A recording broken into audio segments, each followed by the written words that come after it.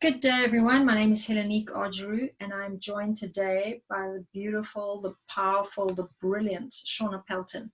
I use these words for her because she's just done a great reading for me, and you will learn more about how you can access it. But really, today I'm going to introduce you to her very unique style of work that really repeats what a lot of high performance and soul actualization is all about. Really, how do we do the personal growth work, and how do we take it to the highest level?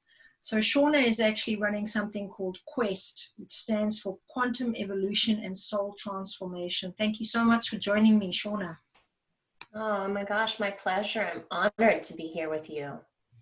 We had such a beautiful serendipitous meeting online, as have many of my guests, but we got on so well, so inspired and connected with the work that we both do. And I was on your podcast, and then I wanted to learn a little bit more about you, so I invited you here. And of course, I'm fascinated by what women experience that really help them break through and become really powerful, or put them on their path. And this is what we're exploring today. So I wanted to know a little bit more about your own breakthrough in life, a life challenge that you had that you're happy to share with us, that also then taught you something foundational about life. So tell us about that challenge and then what you learned from it.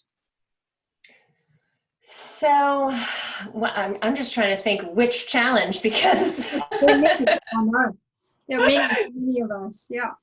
Because like so many people, I have overcome a lot of challenges in my life, but I would have to say the one that really was the catalyst for change for me, well, the first one was after the death of my son's father about 20 years ago. Wow. He lost his battle with addiction.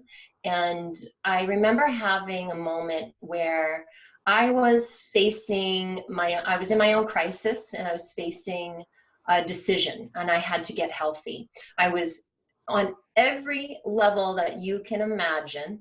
I was ill. I was sick in my body. I had chronic health issues. I was always at the doctor's or in the hospital for whatever, literally, you name it, I probably had it. My mental health was completely like I was insecure. I had low self-esteem. I had negative self-talk. I was very judgmental and critical and harsh on myself. I had emotional instability, which made me really difficult to just be in my own body, because I experienced the pulse of emotions. And it was hard for me to have relationships in that place as well. I also, of course, it affects your financial well-being. So I was struggling financially, and I worked 50 hours a week as a child care provider and put myself through school nights in order to just find a better way to provide for my son. So my life was a mess, and I remember looking into the eyes of my 3-year-old son, Owen, and I had a surreal moment where I realized that if I didn't make this decision to change, as I mentioned, that I was going to go down the path of that his father went down, and that he would be an orphan, or that he was going to learn and model after his caregivers. It was going to be inevitable. He was going to have a life challenge, or many of them, as we do. And he was going to learn how to navigate challenges from his caregivers.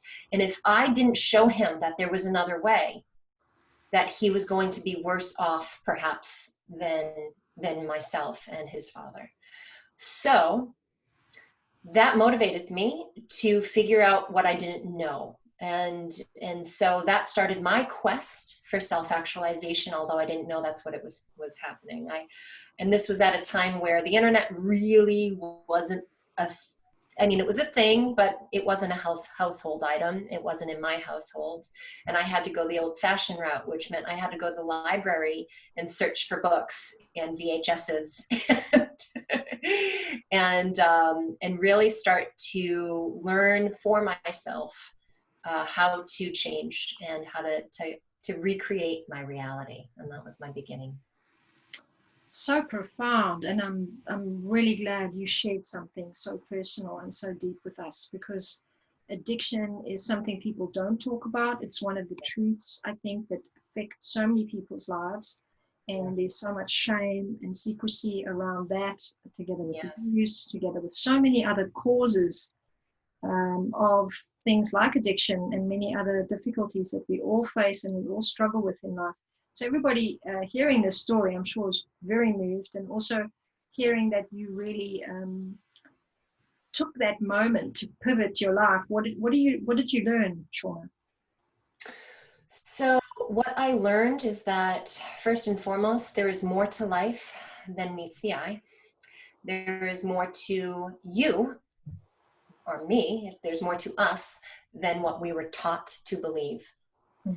Absolutely. And as we walk the path of our highest truth, as explorers, as conscious or consciously curious, I should say, consciously curious seekers of truth, then what happens is that we start to, it begins to be revealed to us that we get what we need when we need it as we're walking the path.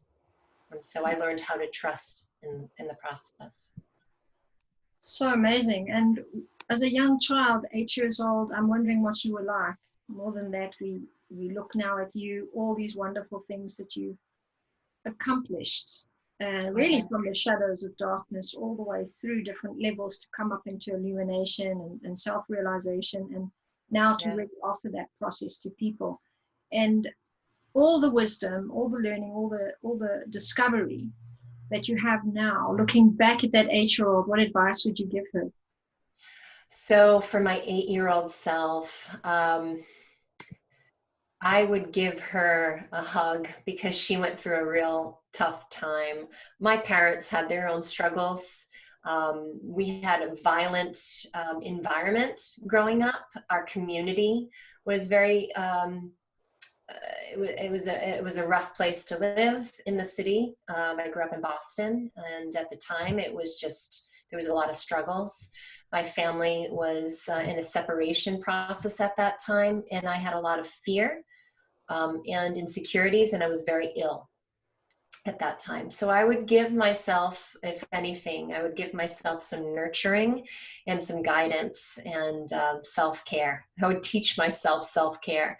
But what, looking back, I was actually, I was very much, if I were to be honest, I did live in the light of my power, of my truth and my true nature.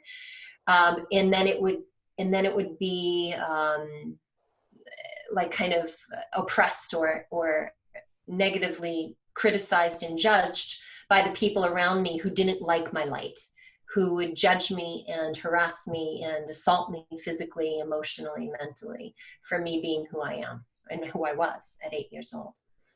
You know, that is such a powerful articulation of a subtle detail that I don't think we speak nearly enough about how we shrink our greatness when others are in pain or suffering or negative or having a tough time. You know, you don't want to see too much light. You'd rather crawl into a corner.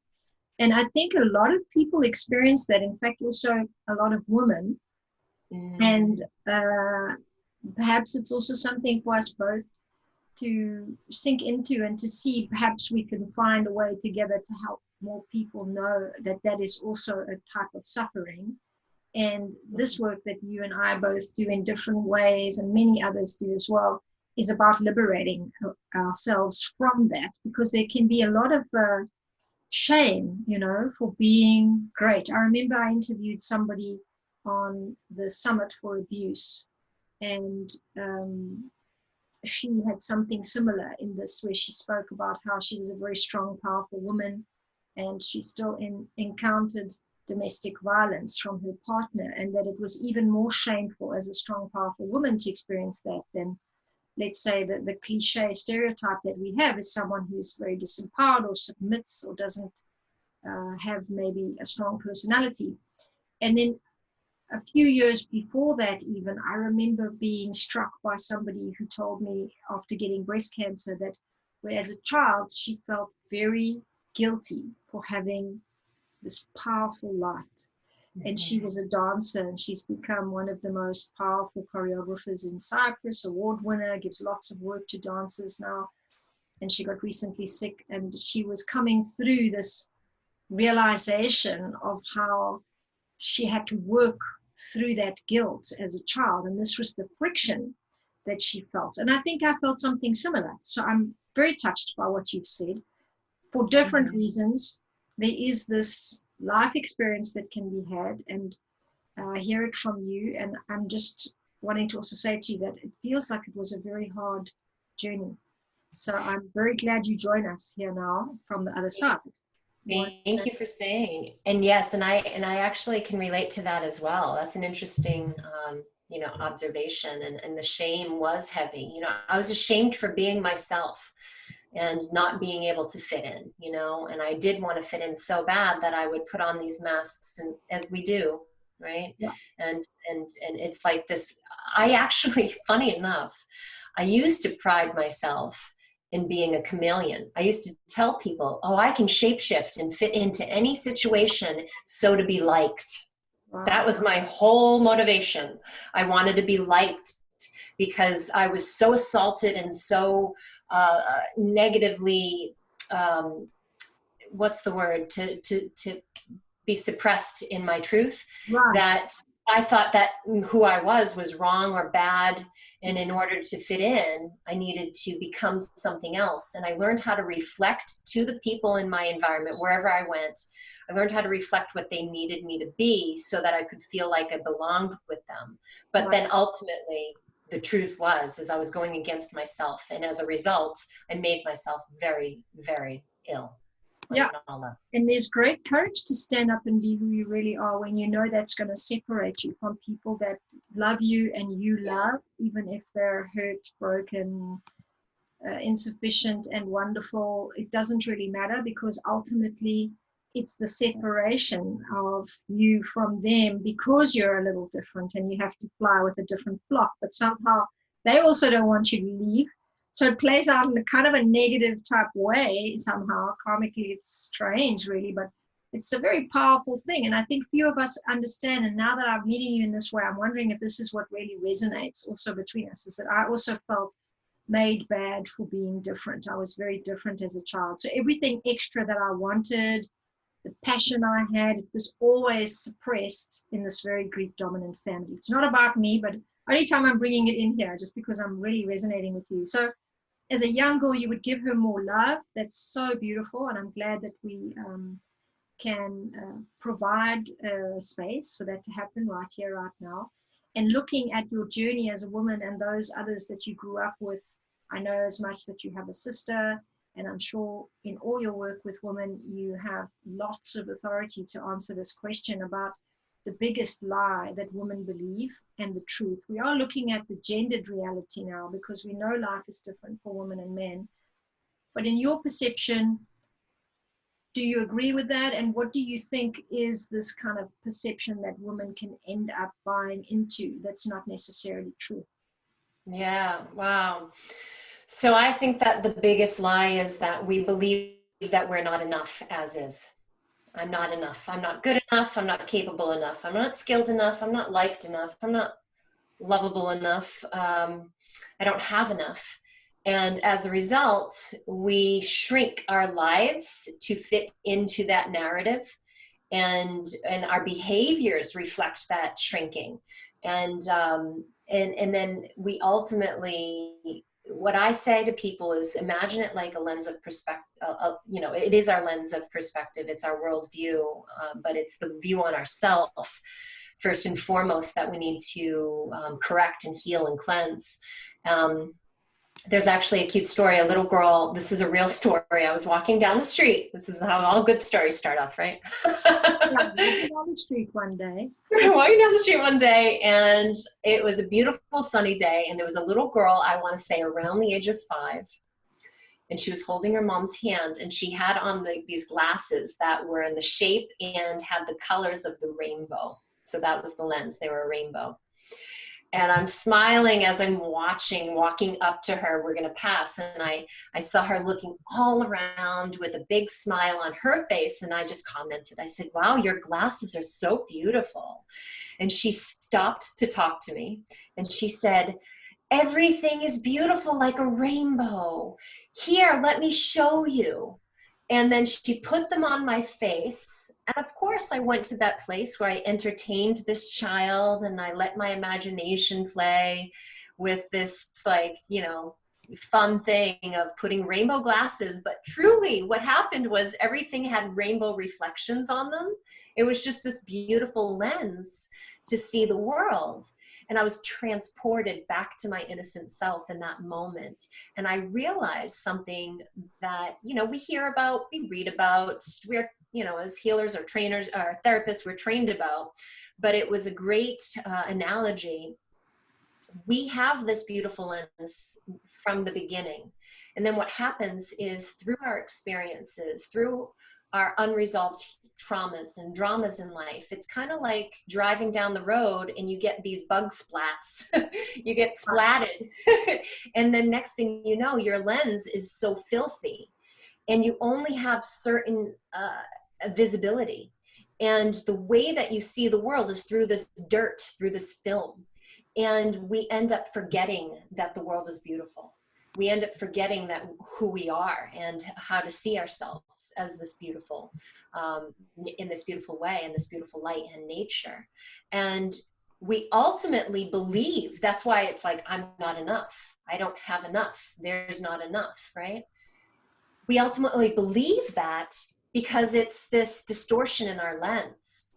And I've learned that it's our job that once we catch it, once we see it, and once we acknowledge that there's this film, our role as adults as responsible for ourselves, it's our job to cleanse our lens. Cleansing our lens of perception is what's going to help us see the truth. And when we see the truth, then we have a new way of thinking. Then we have a new way of feeling. And then we have a new way of behaving in alignment with our powerful self. And then that is what heals. That's what heals. It brings us to our wholeness. So our duty is to cleanse our lens. Yeah. Very, very beautiful. And I think it's a nice reminder in that moment. I can just imagine you stepping up to her and giving her this moment of possibility that an adult would really want to engage and actually interact with this possibility. And it's very parallel with what really happens to us when we do understand the deeper truth of what's going on for ourselves, life, everything else. Hard to capture. So sometimes, yeah, glasses can help us for sure. And in all these movements, we see many people are now officially talking about self-limiting beliefs, having different versions of reality. We've seen it so recently as well with all the racist flare-ups in the world, the Me Too movements. Many, many different things are happening to help us become braver, more courageous to deal with truth and with what's really happening. And of course, it's very difficult for some of us still. And aware also that for women, there is this awakening happening in the world. And we want to know a little bit more from you, what you think about all these women movements and what you would add to that, or anything you'd want to say about them. What do you think about all this new attention on women's issues and women themselves gathering around the world? I love it. So I actually, funny enough, last year I wrote about it in a book that I was a co-author of. And it was called, Voices of the 21st Century. And my part was talking about how our crisis is a birth. And the journey of actualization, of fulfilling our greatest powerful potential that is within us, usually has this, you know, a crisis that causes us to take new action. And so everything that's coming to a head right now as it relates to, if we look at it on the feminine side, the feminine reflection here, we can also look at how it was divinely aligned and supported. We are supported in our efforts. We look at how, I remember, I want to say about 8, we're in 2020, so maybe it was around 8 years ago-ish, that I first learned about the journey that the planets take in the sky and how it could be mapped out as sacred geometry. And so Venus, the planet of love and feminine energy, actually takes on the shape of the pentagram. And so what do we know? And it came to a completion for whatever, like however length of time it travels through the sky around, with us, it came to a completion, and now it began a new journey. And so the whole theory is that it's going to another evolution of its femininity. And we, as, part of this solar system, and as humanity with this feminine energy, we're being activated by that cycle, and how the vibrations, what's it called, the song of the planets has a term. I can't remember what it is all of a sudden, but essentially it's like the music of the spheres. That's what it is. It's the music of the spheres. Yes.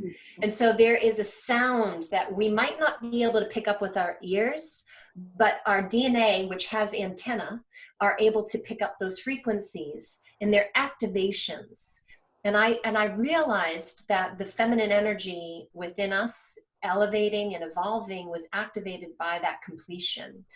And also how, when we look back at everything that we've been through, how it's just part of a natural cycle and a journey through time.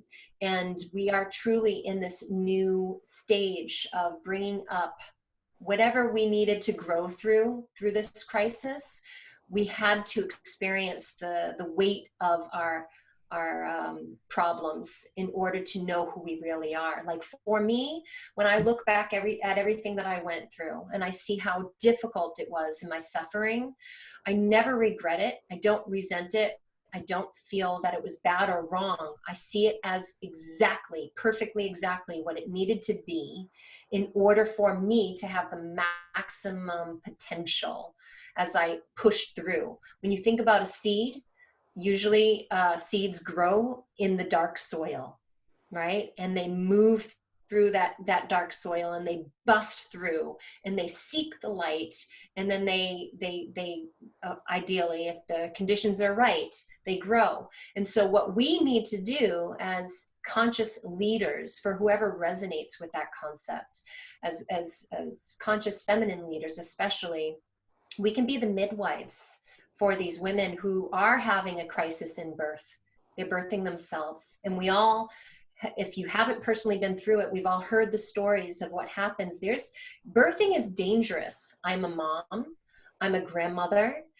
I'm an aunt. I got to witness, I got to experience birth on myself, like I was birthed. We all were birthed, so we can say we've experienced birth. I got to experience giving birth, and I got to experience witnessing how birthing was when I witnessed my grandson come into the world. And the thing is that we can't guarantee the birthing process is going to be perfectly good or safe. No matter what the conditions, there's any possible number of risks and scenarios, you never really know. So we have to be prepared for anything. And the best way to be prepared is to have someone who can help us and to guide us. And that's what a midwife does. And so as a feminine leader, we can be the midwives to these souls that are birthing their divine feminine nature here. And as we are healing from the crises and activating what's within us and unleashing that part of us out into the world, there's a lot of risks involved. And if the person isn't prepared, they might not make it. That's a real potential. That's actually a possibility. And I would hate to see that they don't make it because they don't know that there's help available to them. I would hate that because there's so many amazing people, you're being one of them, Helen. you know, amazing women and some men that are helping this transformational process to birth the divine feminine, the next evolution of who we are on this planet. And I believe right now, as we are living in this new earth paradigm, this is what COVID, if anything, as well as the Me Too movement, as well as the Black Lives Matter movement, as well as this like realization that we need to change our ways of living on this planet. What it needs is for women to own their part in being the nurturers, the stewards, the caregivers of the planet.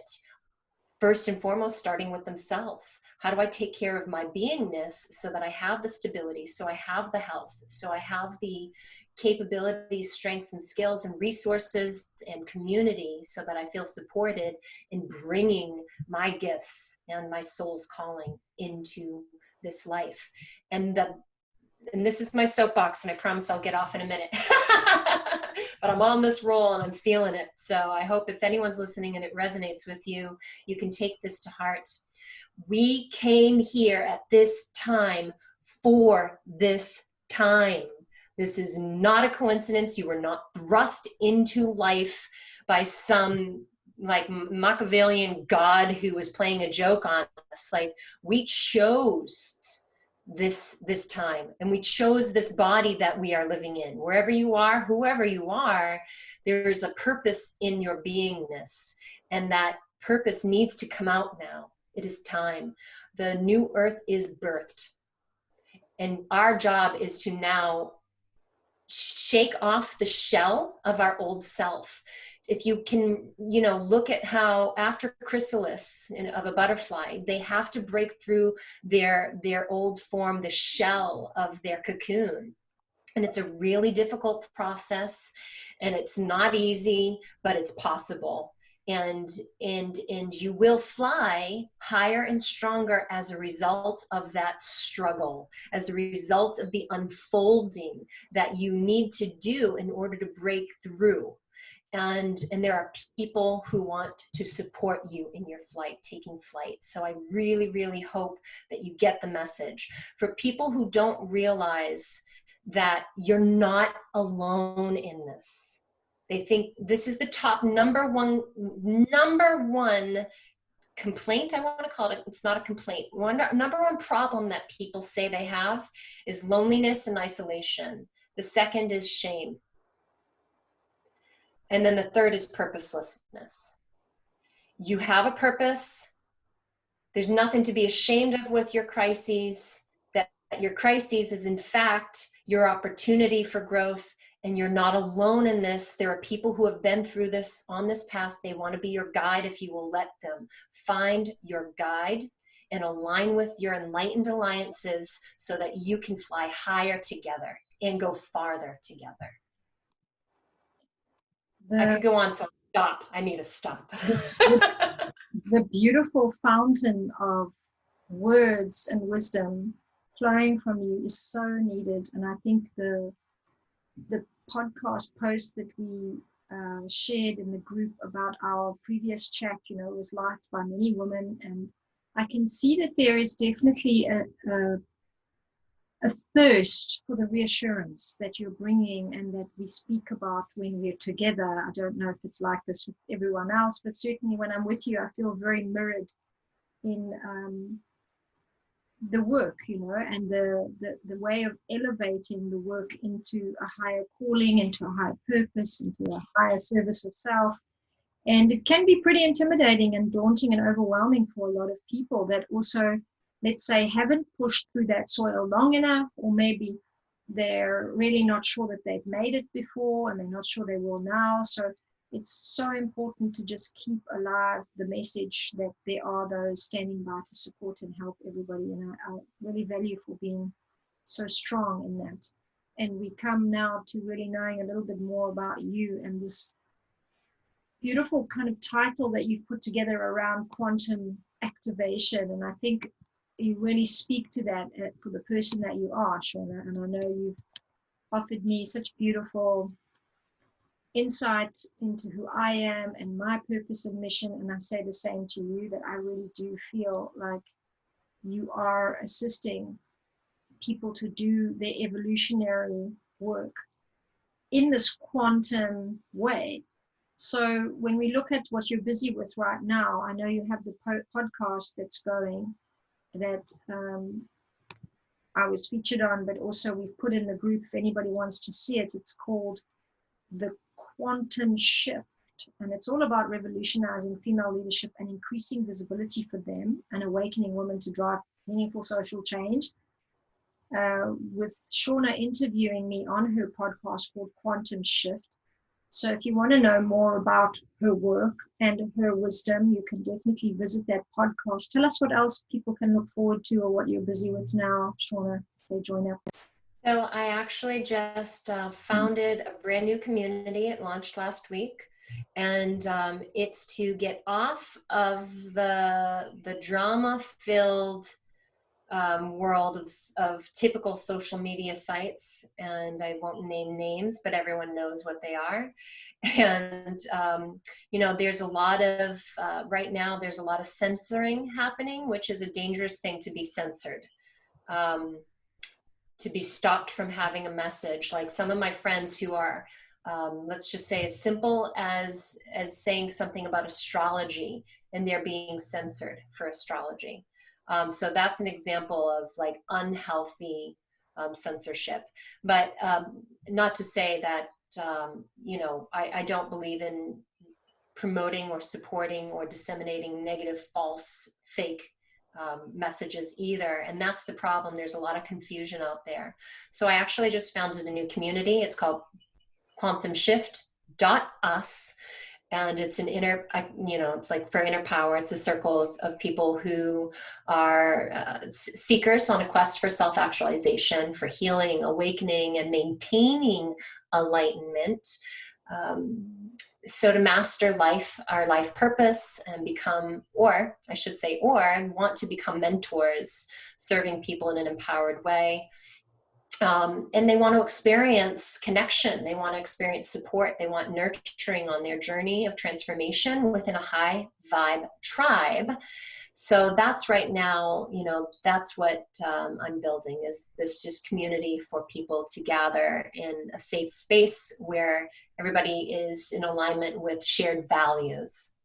Excellent. I'm so glad that they will have access to you through this transformational process we are all busy with. And where can they find you? How do we, I just looked for it on Facebook to add onto our post, but I don't find it there.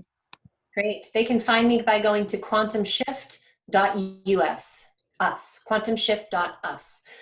And that means that we're going from that old protective personality, the part of us who does have the shame, the isolation, the purposelessness, the struggle, and shifting into the powerful presence that feels stable in their sovereign self. That's the shift. quantumshift.us. Amazing. Wonderful. So this is Shawna Pelton, everybody. You can see the quantum shift activation through her speaking even, and we are really excited to now know each other and become power partners for each other. So we'll be very happy to share more about you in whatever way we can, Shawna. So let's stay connected and keep the good buzz going and really do the midwifery like we know we can. And I leave you with the last question, which is to offer the group and our network 3 words that for you are really important. They can either be connected or separated. They go out as a prayer, a call to all of time, to those who watch and those who don't. What would they be? The first word is liberation. I'm just going to breathe into it because I didn't think about it in advance, which I guess is good. So liberation comes up.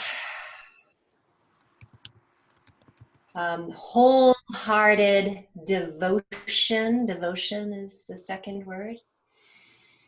And mindfulness is the third word. Beautiful. Liberation, whole-minded devotion, and mindfulness. Thank you so much for joining us, everybody watching.